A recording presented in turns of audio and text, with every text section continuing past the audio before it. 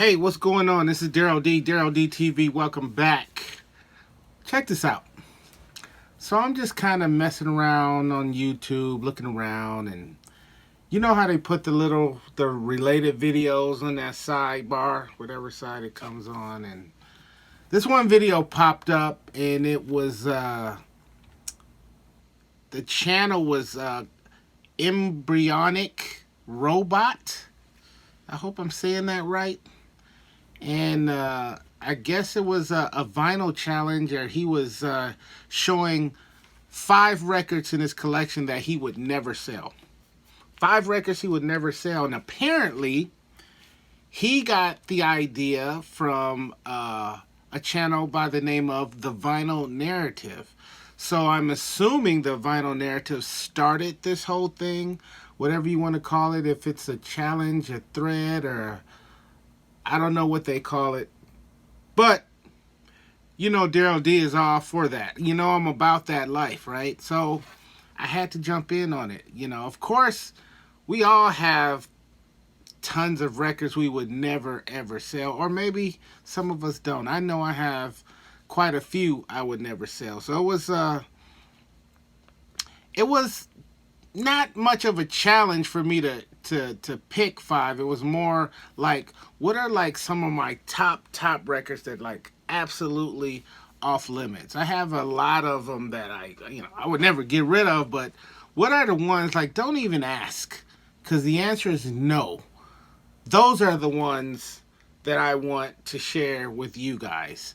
So I found 5 records that I want you guys to see. They all kind of fit in a little ball, if you know what I mean. At least 4 of the 5 kind of fit in this ball, or they come from 3 different spaces. How about that? 3 different reasons as to why or what's special about them. So let's just go with that narrative, and then we'll just go from there, okay? So, welcome, and let's get started. Okay, the first record I want to show you is from one of my favorite groups of all time, right out of Atlanta, Georgia, Arrested Development. But what I want to show you is the very first song, the very first release from Arrested Development on vinyl.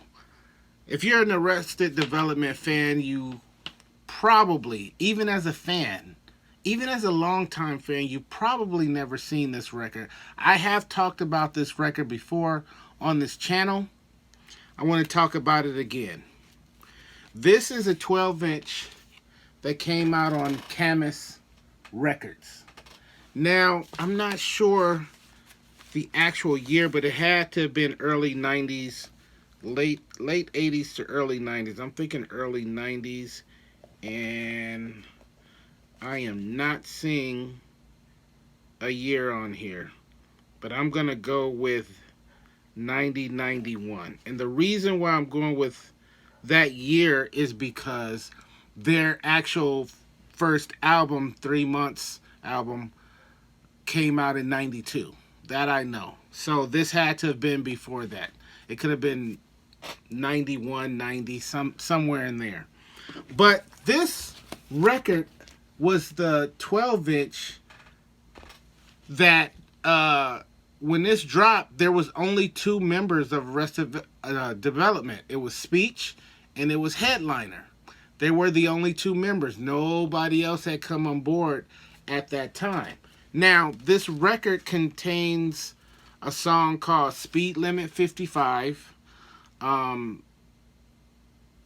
BS, This Saltine and Princess. I don't know what that means. Plate of Biscuits and Gravy. Sounds good to me. No Salt Added Plump Booty Jam. And a song called Sour Love. So, I think 1 or 2 of these might be skits. At least one of them, I think. And they did like a, vocal side, and then the B side has all of the instrumentals on there. So The fact that it's from a band that I love, a band from Speech is from my hometown. So that Milwaukee connection, the fact that I love the group from day one, the fact that I was listening and buying Speech's records even when he was in high school, when he was with another rap group, that's another whole story. And then something else that that kind of goes along with this story is where I got this record from. Now, I got this record. I had two buddies of mine, DJ Rock D, rest in peace, and DJ Lando Land, rest in peace, used to own this record store in Milwaukee, downtown in the City High building. It was called the Don Shop. And let me tell you, I spent as much time in there as possible. It was a very small spot. I think Rock D was even living out of that spot. It was, even though it was in a commercial building, it was a lot of rehearsal spaces in that building. But a lot of those tenants in there were living there. I mean, they would use it for rehearsal, this, that, but there was a lot of people that would use them to live in, and also they would have different businesses that they would run out of there and still live in them as well. So you always kind of saw people coming and going. Anyway, I remember this being on the wall, and this is exactly how it looked on the wall. Unreleased Headliner Speech Maxi EP. And yeah, I saw it and I bought it. I don't remember how long it was sitting on the wall before I actually bought it, but I can assure you it wasn't long. It wasn't long that thing was up there when I realized what it was. And if you look real close on the label, some years back, I actually had Speech sign that label for me, which was very cool. And so the fact that I got it from the Don Shop, got it from my homeboys Lando and Rock, and I'm not sure.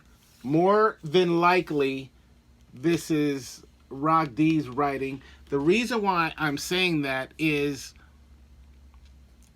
Rock D, Speech produced a group called Gumbo. They were also out of Milwaukee, and that was a three-piece rap group. There was a MC, a singer, and a dancer in that group, and DJ Rock D was their tour DJ.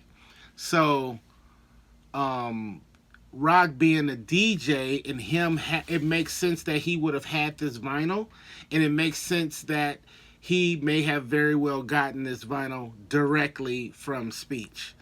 But I'm not 100% sure if, this is his writing on there, or actually, this is his writing because I have some other records from him and I recognize the lettering. So yeah, this actually, now that I think about it, is definitely Rock D's handwriting. So I don't know how long after that, but I actually got a second copy of it. Now this one came from a record store in Milwaukee. They've been gone for years, but they were called Airwaves. And Mike used to run that store. The sweetest, coolest guy. I know after so many years he closed the store, and I believe he moved. I almost want to say he moved to Seattle, or he moved to another state. Coolest, sweetest, down-to-earth, laid-back dude ever. One of my favorites ever. But a couple of signature things that Mike would do is he would make little notes on certain records. Like if you look there, it says early 12-inch recorded in 1989 at Challange. No holds or trades. And so that's definitely one of the identifying marks of a record that came from Mike's store. And I recognize his price tag as well. And when Mike was selling a used record or open record, and he didn't want people pulling it out and fingering the actual vinyl and all of this stuff, he would actually staple the top of the record sleeve that he would put it in. He would staple that so people couldn't pull it out. This has all the original staples. I've never opened this. I've never opened that before. And one identifying mark as to why I know I bought this one first is just the simple fact that this is open. If I had bought this copy first, it would have been open. So because this is so rare, I bought this and I just left it like it was. All of these years. All of these years. I had no reason to open it. What's funny is Rock D, that I told you who sold me this record, he used to have a stamp of a muscle guy because his whole company thing he had was Just Rockin' Incorporated, or one of the things he had. And so he would stamp a lot of records. So this record has his stamp on there, the Just Rockin' stamp. And it's pretty crazy how this particular record he once had in his possession, he stamped it, and then it somehow ended up at Earwaves, and I bought it. And then I bought this record at his place. So I don't know how many of these are floating around. I have never met anybody else who's had these or had this 12-inch outside of myself. I've never seen it for sale online. I don't know anybody else that has this record. So all of those incredible little facts about this record is why I would never sell this record. This is Arrested Development, and it doesn't really have a name for this EP. It just says support the music of Arrested Development, but I call it the Speed Limit 55 12-inch. I would never sell this. I would never sell these. Okay, so continuing on, I had to take y'all to the wall because I didn't feel like taking these records down, but I gotta show you guys a few more records, and I'm grouping these two records together. But these are my Beat Street albums, Beat Street Volume 1 and 2, and try to get rid of that glare. These records have been all over the country, mostly in New York, but I've gathered all of these signatures, and I still got a long way to go, but we got Lee from Beat Street, we got Jazzy J, Coke LaRock, we got some of these names I can't even read. Crazy Legs, Ken Swift, Debbie D, Shy Rock, LA Sunshine, Mr. Biggs. If we come over here, sorry about the glare, but if we come over here, we got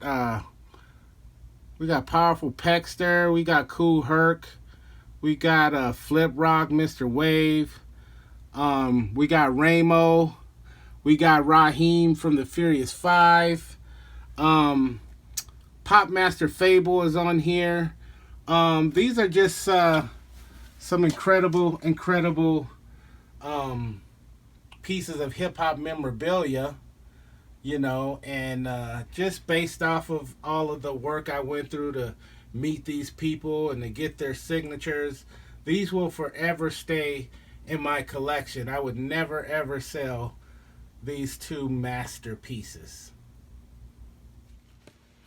Okay, the next record I want to share with you is quite simply the Alkaholiks Liquidation album.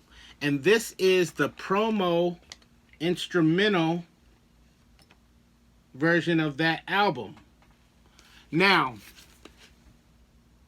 I bought this, let's see, was that album out? I think right soon after this album dropped. I'm trying to think, 1997, yep. So I didn't buy this. I mean, I got this in 97. Let me tell you how I got this record. Now, for the most part, you didn't see a ton of brand new promos floating around. Not in Milwaukee. I didn't. Most of the promos that I would see that were brand new, maybe you saw them at the radio station. There was a few people I knew who worked at the radio station, and I would get records from them from time to time. Two guys I used to get a lot of stuff from was Easy Street and Fresh G. I used to buy mad records from those two guys. Not this one. This one, the story behind this is there was a record store, and I kid you not, this was my idea before these guys did it. But I always wanted to have a record store / coffee shop, in Milwaukee way back in the day. That's one thing I had always wanted to do. Not always, but it's an idea I came up with. And turns out these 2 or 3 young guys had come into some money, and that's exactly what they did. I'm not saying that they bit the idea off of me. I didn't know these guys before they opened up. But there was a coffee shop / record shop on the east side, and it was called Your Mother's House. And so when that place opened up, I went in there right away and I said, hey, you know what we should do to blow this place up, to let everybody know that you guys are here? I said, let's have a DJ battle. Let's have a DJ battle in here and make flyers. We'll have plaques or trophies or whatever. And we'll invite people down and then, fill the place up. They'll know, that this place exists. It'll be really cool. And I say, you know what? I'll do all of the work. All you got to do is cover the price of the plaques. They were like, cool, let's do it. Done. So I got the flyers done. I put the word out to all of the DJs that wanted to get in on the battle. I think we ended up having, I don't know, like 6 DJs get in on that. And I remember getting these plaques from a company that was right downtown. And I was in the battle as well. So that's another whole story, man. Let's just leave it right there, okay? So anyway, what happens was that battle, if my memory serves me correct, was on a Friday. And the next day, the Alkaholiks were in town and they were doing a show there. So Saturday, I had to DJ that night at some club, so I wasn't able to go to the actual show. But earlier that day, the Alkaholiks did an in-store appearance at a store called, I want to say Atomic Records. I really want to say it was Atomic Records that hosted the in-store. I hope I'm getting that right. Any of my Milwaukee people that was there, back me up or let me know if I'm wrong about that. But it was a real cool record store called Atomic Records, and the Alkaholiks were there. And I can't remember. I think I was talking to E. Swift. I'm thinking it had to have been E. Swift. It was either E. Swift or J-Roll. It definitely wasn't Tash. But when I got there, I brought my, what is that album? Because I know it's up here somewhere. Oh, there. No. I got one of my Alkaholiks albums signed. And so I'm talking to, I think it was E. Swift. And we're just talking and chopping it up and, You know, I'm telling him I'm a DJ and this, that, and the other thing. And I think what happened was he was like, oh, this dude is a serious vinyl cat. He brought his album to be signed. He's a DJ, blah, blah, blah. And so he was like, hold on a second, man. And he goes into, I don't know, he grabs something out of a bag or box or something. And he grabs this and he gives it to me. He's like, hey, I want you to have this. And so I was like, wow, thank you. I appreciate that. You know what I mean?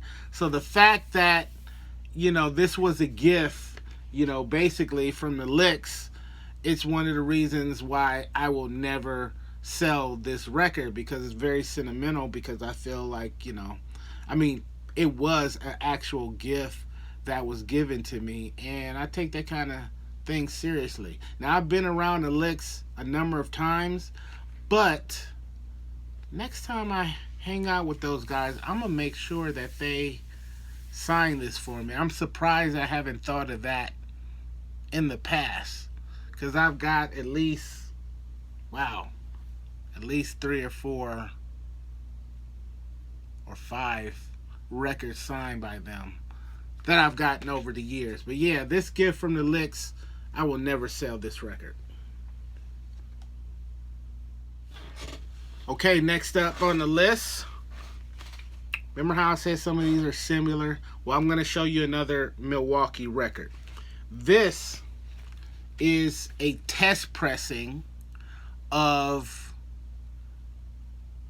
a record that never actually came out on vinyl. It never came out on vinyl.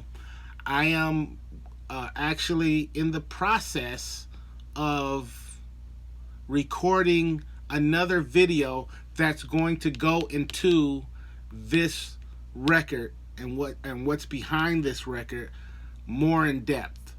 I have talked about this record before in the past. Let me give you a close-up so you can see that it is definitely a test pressing.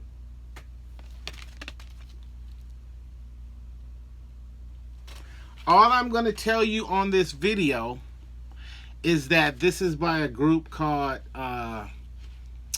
MC Richie Rich and Scratch. But please watch the other video first, because I don't want to go through the whole story twice, and then that'll give you an excuse to watch my other video. But the other video is going to be about my Milwaukee record collection, my Milwaukee rap record collection, and I do believe it's going to be part 3. So this is a great story, and it's an incredible record. You're going to want to hear what went, you know, into me finding this record and what it's all about. But I will never, ever sell this record. All right? So I'm going to put that link down below, but it'll probably be the video right before this video, okay? So pause it, like right here, and if you haven't already watched that video, watch it and then come back and you'll be like, oh, okay, I get it. But I'm not going to talk about it much. But no, absolutely not. I would never sell this record. Okay, another one that I have to show you that's on the wall that I didn't really want to take down is my Wild Style autograph album. This is a record that has been all over the country. I've met these people everywhere. There's probably there's like 35 signatures on here. Let me just show some of these to you. It's everybody: Theodore, Melly Mel, Grandmaster Cass, Crazy Legs, Dada Rock, KK Rockwell, JDL, Little Rodney C, Fable, DJ Tony Tone. Sorry about that glare. Trying to get, that's a little better right there. Yeah, there's all kinds of signatures on here. I even got Busy B on here, and Fab Five Freddy, and This is just a Grand Mixer DST is on here. This is an incredible piece of memorabilia. I would also rank this as my favorite autograph record in my entire collection. I have a ton of autograph records, as you can see, but this is definitely my favorite one. So yeah, your chance of buying this or somebody wanting me to sell this to them is there's zero chance of that happening. This is one of my favorite pieces in my entire collection, and I would never sell this. Yeah, so there you have it. Big ups to Embryonic Robot, or I should say YouTube, for strategically placing that video in my view. And big shout outs to the Vinyl Narrative for starting this whole thing off, as far as I know. And yeah, those are 5 records that I would never sell. Don't even think about it. Don't even think about it. This is Daryl D. Good day.